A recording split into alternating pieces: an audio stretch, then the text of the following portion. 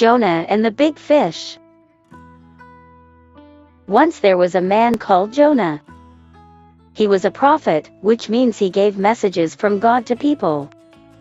One day God told him to go to the city of Nineveh and tell them to stop doing really bad things, or God would have to punish them. But Jonah did not want to go to Nineveh.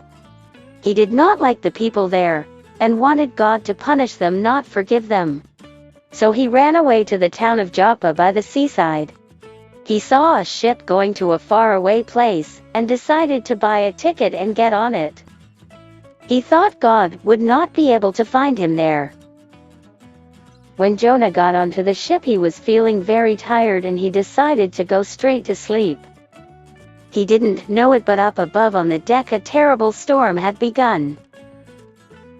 A great wind was blowing the ship around on the waves, and it was about to be broken into pieces. The captain and his men were throwing things into the sea to try and stop the boat from sinking, but it wasn't working. All the men were praying to their gods when the captain noticed Jonah was still sleeping. He woke him and told him to pray to his God for help. Jonah explained the storm was his fault. God had sent it to stop Jonah from running away. "If you throw me overboard," Jonah said, "the storm will stop." the men did not want to do this and kept trying to save the ship from sinking. The storm became worse and worse until finally the captain and his men decided to throw Jonah into the water. They asked God to forgive them and then tossed him overboard. Immediately the sea became calm and the men thanked God. Meanwhile Jonah sank deeper and deeper into the water, but God had prepared a big fish to find him and swallow him up. Jonah was now inside the belly of the fish. He began to thank God for saving him from drowning in the sea. He realized it was silly to try and run away from God. Jonah stayed inside the fish for 3 days and 3 nights. Then God told the fish to give a big cough, and Jonah shot out of its mouth and onto dry land. He was very happy to be out of the fish. God told Jonah to go to Nineveh and tell the people to stop being bad.